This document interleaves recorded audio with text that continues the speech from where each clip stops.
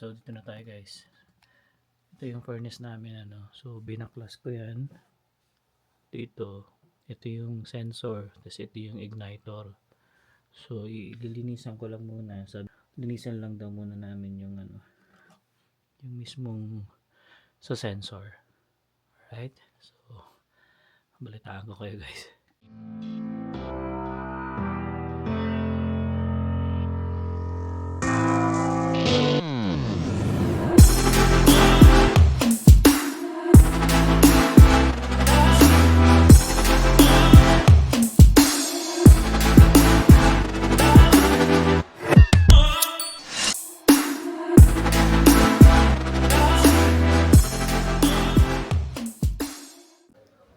Morning guys.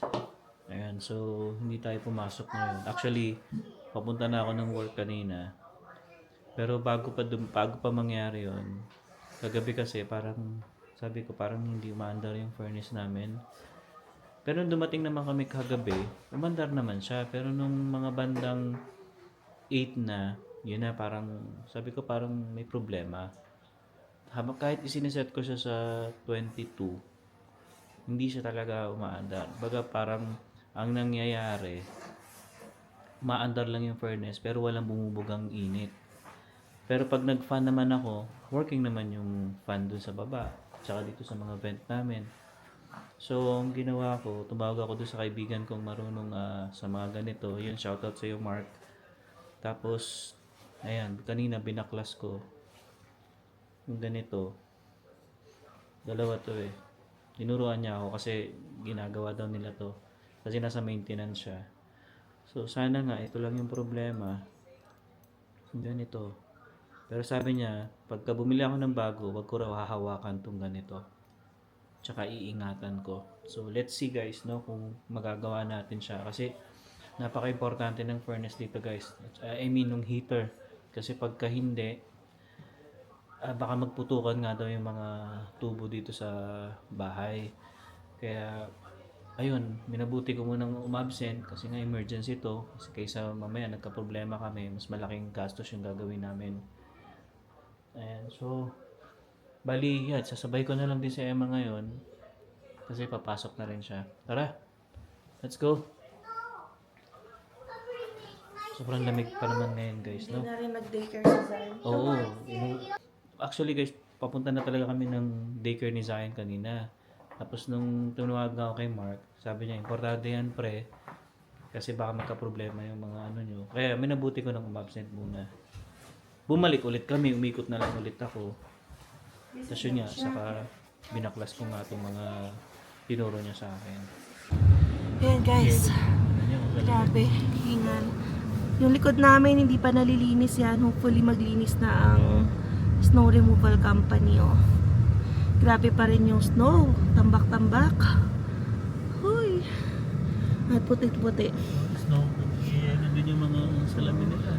Isa pa rin to guys sa pinakamalamig na araw ngayong linggo. Actually nga, buong linggo nga ay malamig. And yun, blessing in disguise, hindi ko masabi. Kasi nga, nagka-problema yung furnace. So, mahatid ako ni Alwin dahil on the way na rin siya sa Home Depot. Kasi, problematic talaga pag nagko-commute tayo ng ganitong weather. Ang daming bus delays. Pero at least ngayon, mahatid tayo. Tapos mamaya, may lakad kasi nga ako sa City of Calgary. Mag-u-Uber ako niyan.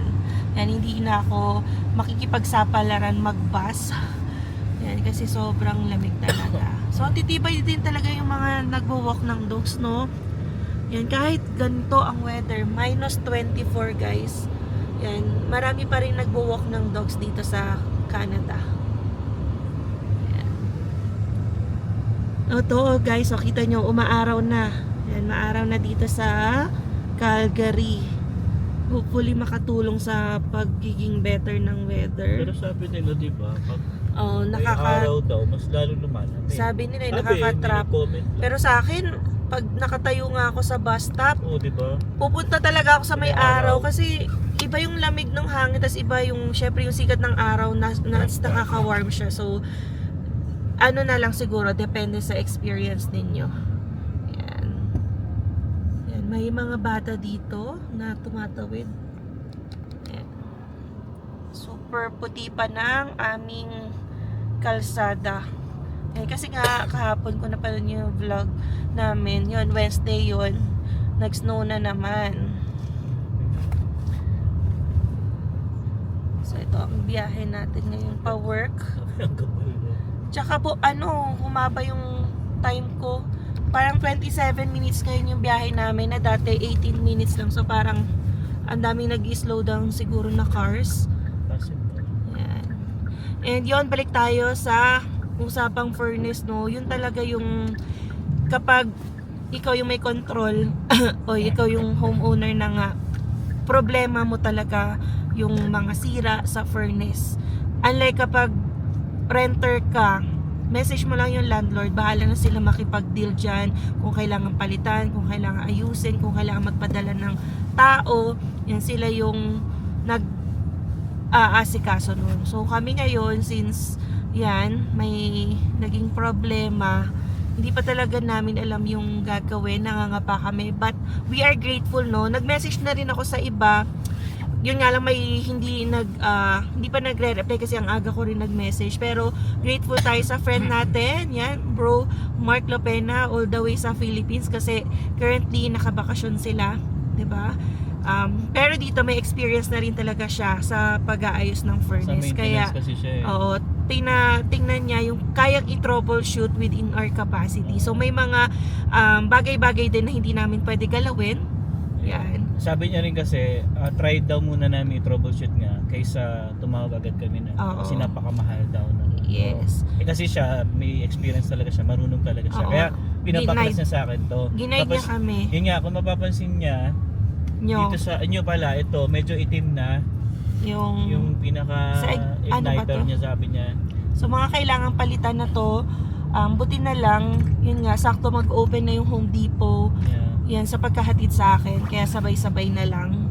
And hopefully, no, maayos. Siyempre, yung worry ko rin na yung isip ko, kahit mag-work tayo na sa bahay, kasi malaking problema yan kapag hindi na paandar yung furnace. Sabi kasi naman ni bro, yan, mga 10 hours, 15 hours, kung okay pa yung temperature, makakaya yan bago mo maayos talaga or bago bumagsak yung temperature. Kasi pag bumagsak na yung temperature, pwede na mahirapan yung pipes, doon na yung magbe-burst, magkakaproblema. So yun yung dapat nating iwasan. Kaya ngayon guys, napa-absent na si Alwin.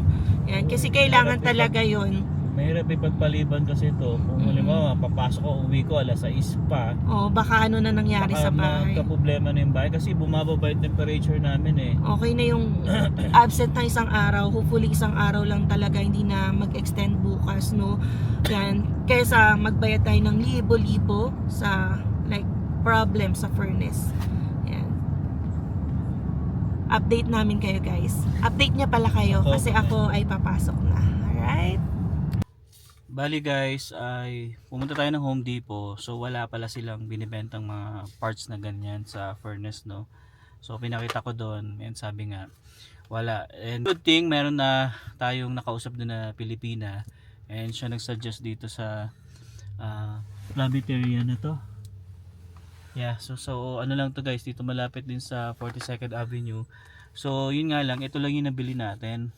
Wala sila nung isa. So yun yung problema, kaya susubukan ko ulit ibalik mamaya, and tignan natin kung magwo-work. Tapos ito, sabi sa akin, bawal nga daw hawakan yung mismong ano na yan, yung mismong bakal na yan, kasi nga syempre yung kamay natin may mga oil, so tendency na hindi siya properly na magwo-work. Tapos ano pa ba, yun nga, sana mag-work, kasi hindi pwedeng wala kaming heater, magkakaproblema kami lalo niyan. Pero yun nga pala guys, nakausap din namin yung inspector namin, kasi nga pinakita ko sa kanya yung video kung paano nangyayari. So yun din, sabi niya ay try nga daw muna linisan yung yung bakal na yun. Pero ito guys, baka maging maging spare ko na lang siya, kasi itatry ko muna ulit linisin yung isa. Sabi kasi ni Kuya Harold sa amin ay linisin nga daw namin yung kasi medyo itim nga yung dito niya. So bumili na rin ako na to para at least kahit papano ay may spare tayo kung magka-problema man talaga ulit sa in the near future siguro, at least meron na tayo. Yun nga lang, yung isa hindi tayo nakabili, so yun yung problema. Yun pa naman yung igniter. So ito kasi yung sensor eh. So yung ito nakalagay flame sensor. So we'll see, tingnan natin guys kung anong mangyayari, kaya kailangan makabalik na ako ng bahay. Alright, ayan, so dito na tayo guys. Ito yung furnace namin ano. So binaklas ko yan dito. Ito yung sensor, tapos ito yung igniter. So ililinisan ko lang muna, sabi nga ni Kuya Harold, linisan lang daw muna namin yung ano, yung mismong sa sensor. Alright, so balitaan ko kayo guys.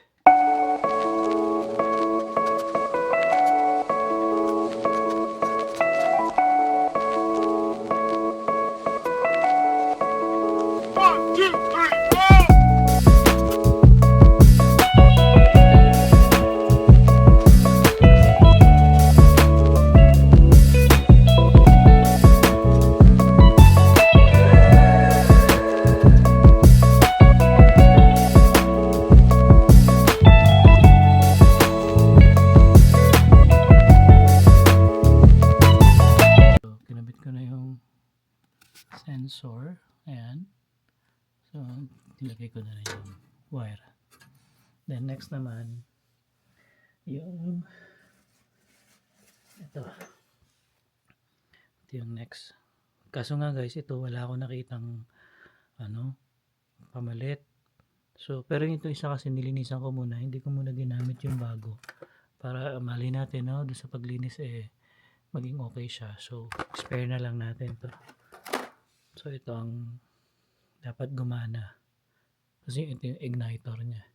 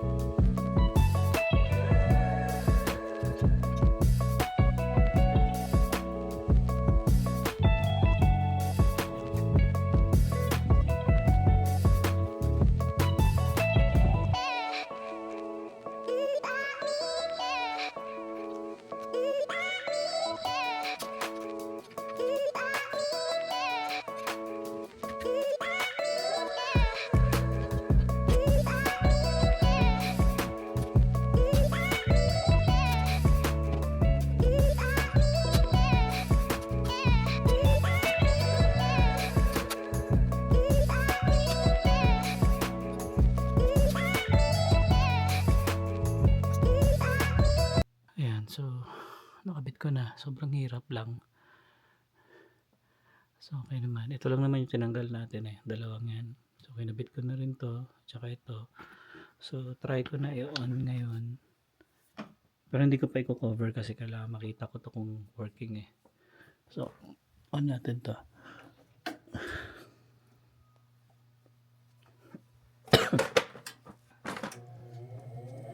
Ayan, umandar siya.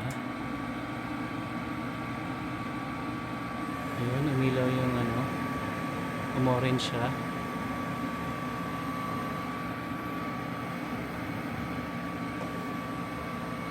So, check ko yung apps. Yun. I see. Gumana na guys. It's working. Ay! Grabe. Ganun lang pala, no? Nilinis ko lang siya. So, hindi na natin ginamit ito. Check ko ngayon sa apps. Sana magtuloy-tuloy na. Yan, offline pa kasi ko-connect pa to sa taas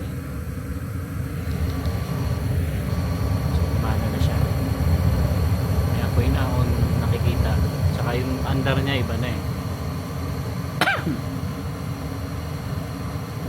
Offline pa yung apps ko kasi nga kaka-on lang natin ng furnace.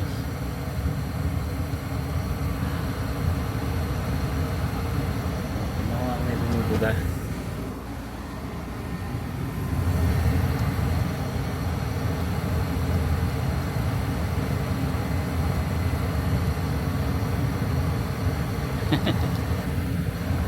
At least guys, no, dagdag kaalaman natin to. So, kahit hindi man tayo nag-aaral ng ganito, buti na lang may mga kaibigan tayo, tsaka gumana na siya. Yan. Kasi kagabi napansin ko talaga to eh. Pagdating namin, okay pa, pero nung mga bandang gate, tumigil siya. So, siguro nga dahil doon sa sensor niya. So, nilinis lang naman natin yan. Ayan siya. Working na. Kasi kinakabahan kami guys eh, kasi baka nga magka-problema yung pipe namin. Kaya hanggang maaari magawa ko talaga dapat eh. So far so good naman ah. Ayos. Ay, thank you Lord at naayos na natin. Tingnan niyo yung gamit ko. Kasi nga papasok na ako kanina talaga. Kompleto na kami ni Zion, pati yung may bag ni Zion. Ay naka. Well, at least, no, charge to experience to guys. Ito na lang din guys, no, kahit pa paano eh, nalalaman natin kung ano yung nagiging problema dito sa bahay. And yung mga ganong minor issue, parang nakakakaba din, ano? At buti na lang din talaga, meron tayong mga kaibigan na tumutulong, yan, especially kay Mark, tsaka kay Kuya Harold dyan. Shoutout sa inyo, bro, and Kuya, thank you. Buti na lang yun na talaga yung naging problema natin.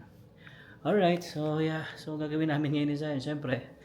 Magluluto muna ako ng aming lunch kasi hindi ko yun na-expect kasi nga ready na yung ulam ko oh. To baon ko, tapos yung may upo pa kasi kami natira so inuubos ko lang, pero dahil nga ngayon ay wala na rin kaming ulam so kailangan ko na magluto, magninilaga na lang siguro ako ng na liempo.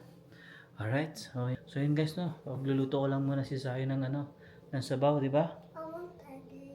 Wala tayong pancake eh. Remove mo na to. Yeah, remove mo na yung sweatshirt mo. Alright guys, mamaya ulit. A few moments later. Lamig. And so, dahil wala tayong pasok guys, no? Dahil hindi tayo pumasok, susunduin natin sa Emma ngayon. And yeah, so far okay na yung namin, furnace namin. Working properly na. Thanks. Salamat kay God. Nako. Buti na lang naayos natin agad kasi kung hindi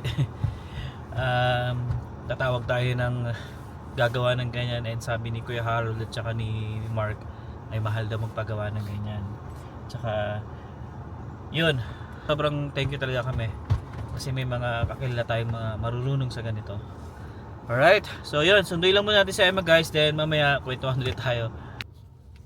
Dito na tayo guys kay Emma. So habang naghihintay tayo kay Emma kasi meron pa tayong 3 minutes. Ayan. So ito pala yung binayaran ko kanina dun sa binilhan ko ng flame sensor. So ano siya guys, $39.95 plus tax na $2, so naging $41.95.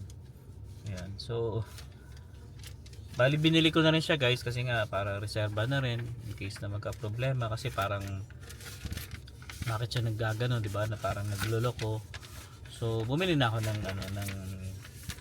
ng spare, no? Sabi nga ni Kuya Harold tsaka ni Mark, try nga lang daw muna linisin yun, which is yun naman yung ginawa natin, kaya hindi ko na kinabit ito kasi doon ako sa store kanina guys eh. Kung hindi ko siya bibili tapos mamaya may problema yung sensor nga niya, so babalik na naman ako. So minabuti nang binili ko na siya para sabi ko nga kung gumana man yung dati, at least may reserba na tayo. Ayan, so yun, hintayin na lang natin si Emma, then si Zion.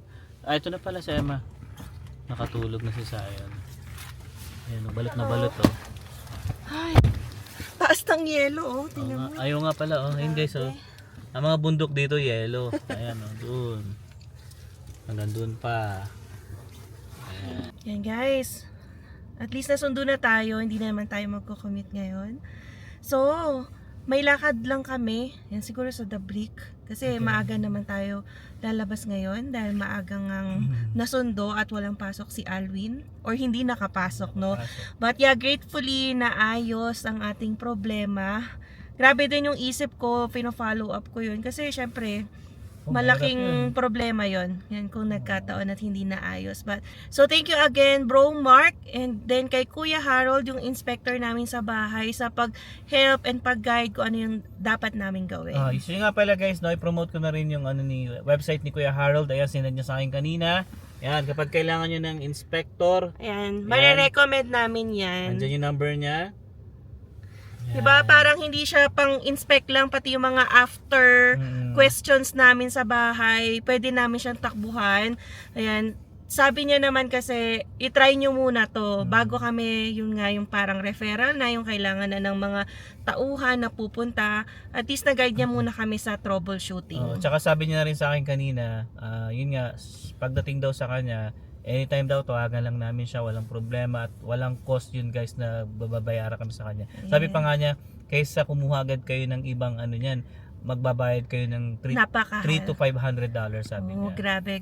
Kaya nga, yun agad yung naisip namin, syempre, additional gastos. Although, anticipated na gagastos din tayo talaga kapag homeowner ka kasi Yeah. cargo mo lahat ng mga sira. So, dapat may extra ka talaga. Pero, yun, kung meron naman sa ating tumutulong, mag-guide, kung kaya naman i-troubleshoot, diba? Hindi siya yung buong furnace na i-replace. So, we welcome that and we are grateful sa mga nag-guide. Alright, so yun guys, I hope na nag-enjoy ka sa vlog namin. And yeah, panibagong ano ko na naman to, natutunan sa sarili ko. Sabi ko Yan, nga, lesson learning. learned. And kasi itong mga ganitong bagay is bago lang sa atin to guys. Yes. Kaya nangangapapa talaga kami na Emma. Yan. Alright, so hanggang dito na lang guys. We'll see you on the next one. Peace!